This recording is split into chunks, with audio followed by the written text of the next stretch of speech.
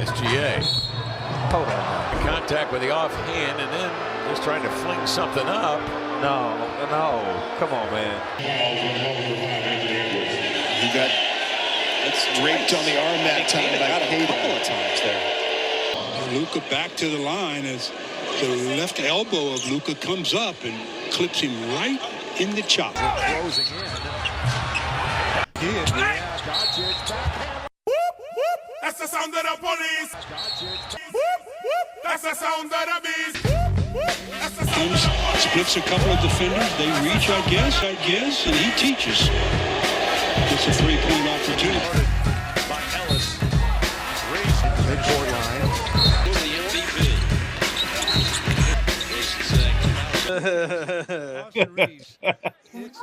I don't know where the foul was. First 5 points of the season for the Pacers. Gilgeous Alexander draws yet another foul.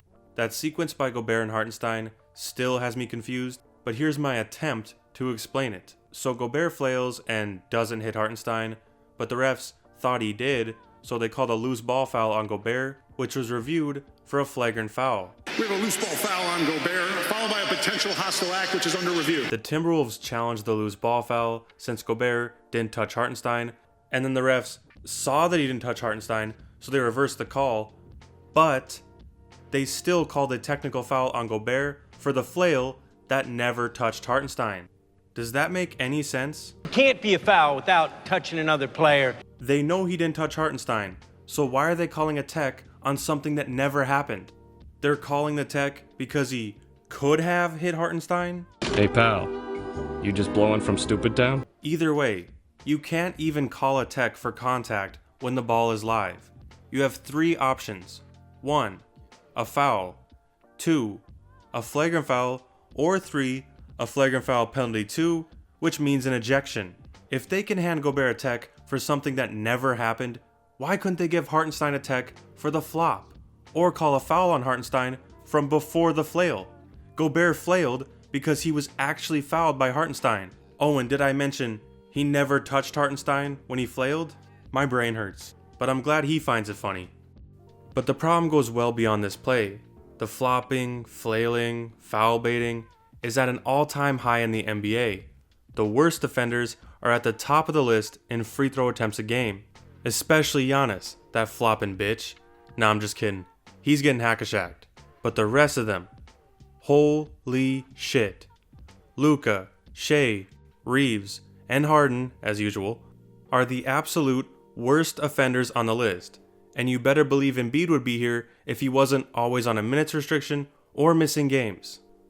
These players average anywhere from 1 to 4 more free throws than anyone else in the NBA.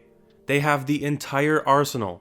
They have the falling, the flailing, knocking their head back, whatever the hell this is. I don't know where the foul was. And they are looking to draw contact first, scoring is secondary.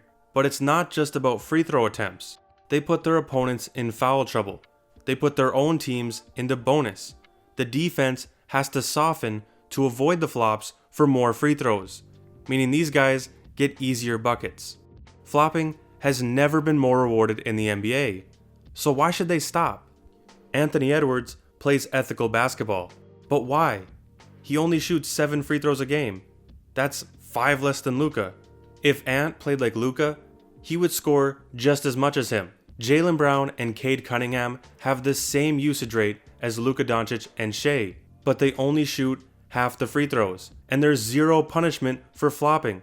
Everyone in the arena knew Rudy Gobert didn't touch Hartenstein. Hartenstein even admitted it by laughing. Everyone knew it was a flop, but Rudy Gobert still got a technical foul. Oh, come on! He didn't even touch anybody, but just the thought of almost touching somebody who fell on his ass and checked his face for blood was enough to give him a tech. Isaiah Hartenstein still put points on the board for his team. Flopping even lets you force coaches to use their challenge, because the worst case scenario is the call gets overturned. There's no repercussions for flopping. The NBA used to hand out techs for flopping. They would even fine players after the game. But now, Adam Silver is enabling this by doing absolutely nothing about flopping. He's actually inviting it because night after night, he sees players getting rewarded for flopping, yet he does nothing about it. The players that play ethical basketball, which I hate that term, not flopping, flailing, falling on your ass, crying to the refs, that's not ethical basketball. That's real basketball. Don't believe me? Go play basketball at the park. Is anyone doing that shit? No.